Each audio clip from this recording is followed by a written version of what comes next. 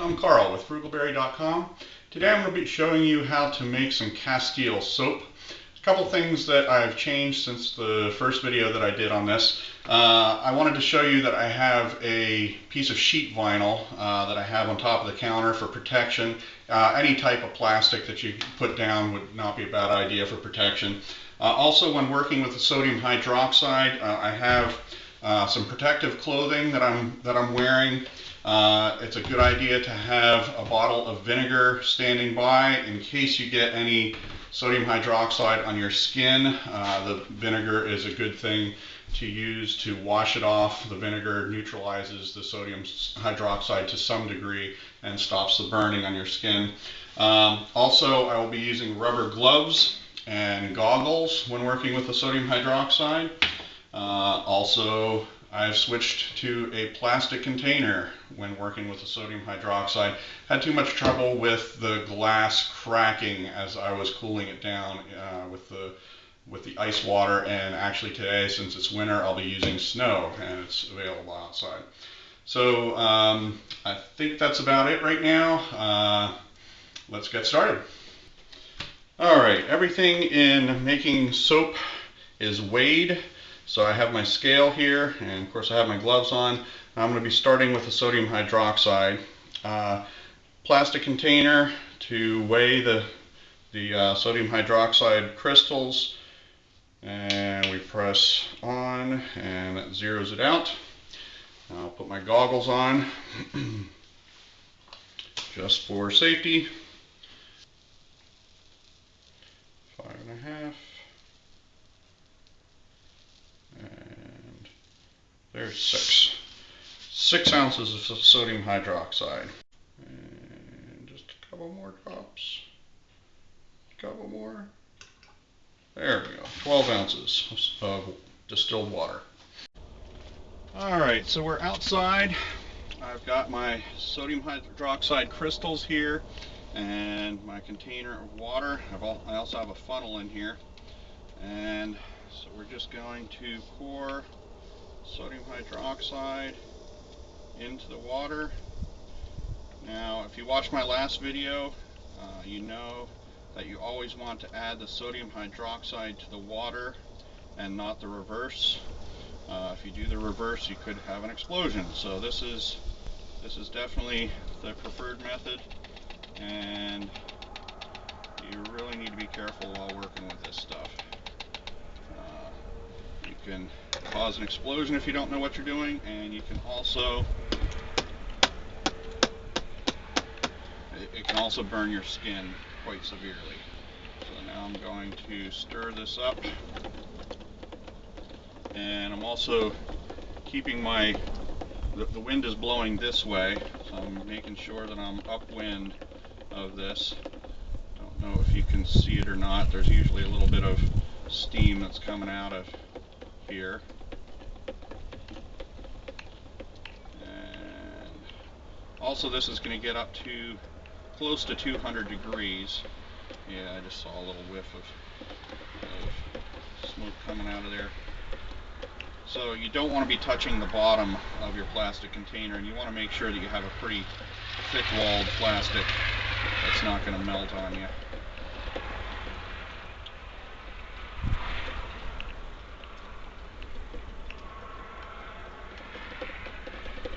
Okay, and I'm going to let this sit now, and you know that it's ready to come inside when the liquid in the bottom is clear. Right now it's kind of cloudy, so we'll let that sit for a good 5 minutes, and in the meantime we'll be doing some other things, weighing out some other materials. Alright, so we've moved our operation inside here. Big plastic bowl on top of my scale. I'm going to zero it out. And 37 ounces of olive oil is what we want. Now, I'm happy that I have a scale here that measures all in ounces. If not, I believe you want 2 pounds 5 ounces. But for this scale, it's 37 ounces. Same thing, just kind of a pain to do the conversion.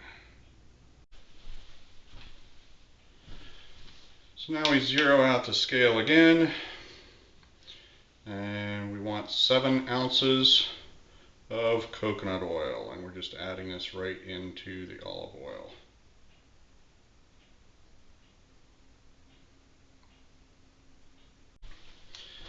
Alright, so now I have my oils mixed up. I brought my sodium hydroxide mixture in. It is clear now, and it's not putting off any more fumes, so it was safe to bring it inside. I'm going to check the temperature on both of these. I have a dairy thermometer, and this is another thermometer that I bought off of Amazon a while back. And well, I haven't done anything with the oils here, so they should be right at room temperature. 66 degrees or so, somewhere in there. And where are we at with this temperature? Okay, here we've got 140 degrees and still climbing. So I'm going to microwave this to bring this up to 110 degrees. And then the sodium hydroxide mixture, once this is right, I'm going to be putting this into a bowl that has some snow in it to cool it down. And we want both of these at 110 degrees before mixing them. And the reason for doing that is that we want to have as much working time with this soap so we can pour it into our molds as possible. So 110 degrees is ideal for this recipe. Alright, so I just nuked the oil mixture for 2 minutes, and here's our sodium hydroxide melting the snow nicely. So once we get to 110 degrees, I'll show you that next step of mixing them together. Alright, so now our temperatures are good, both at 110 degrees. I'm going to put my goggles on, I've got my gloves on. Now this is really the most dangerous part in doing this. So we just go ahead and slowly pour our lye into our oil.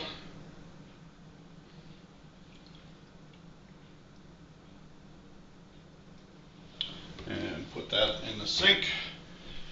And now I put my stick blender in here. Now you can do this just with a spoon or something like that, but it's going to take a good long while.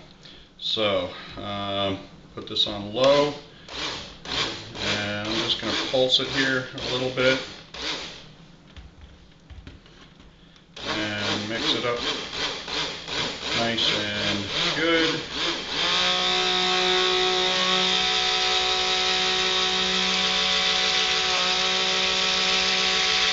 And eventually we're going to come to what's called trace. And trace is where it's kind of a pudding consistency.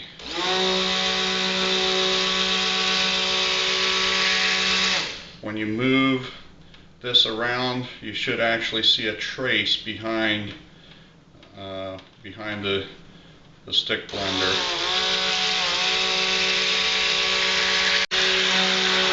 And it's starting to get there.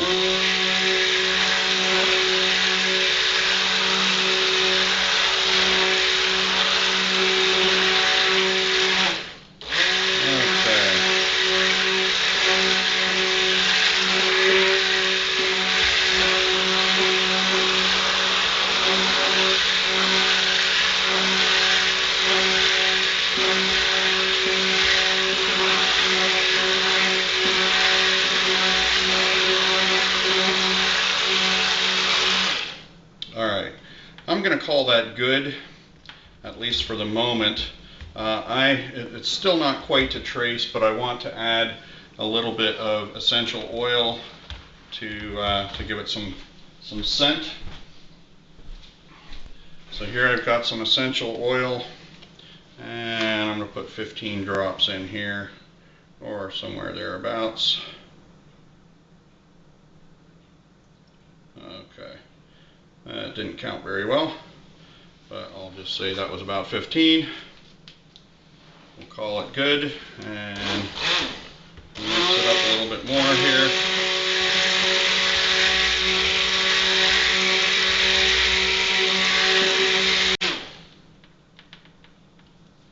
Okay. It still could probably use a couple more minutes of stirring, but I'm happy with the consistency here.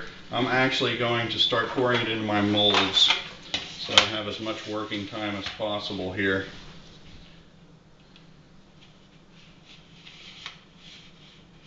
And I just use a standard ladle, which I wash very thoroughly in between making soap.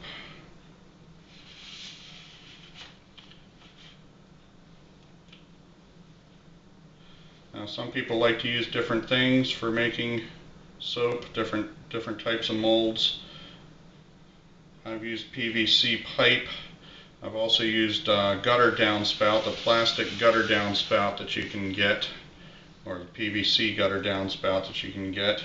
And that's actually just about the right shape for a standard bar of soap. It's just kind of a pain in the neck to seal the bottom of it.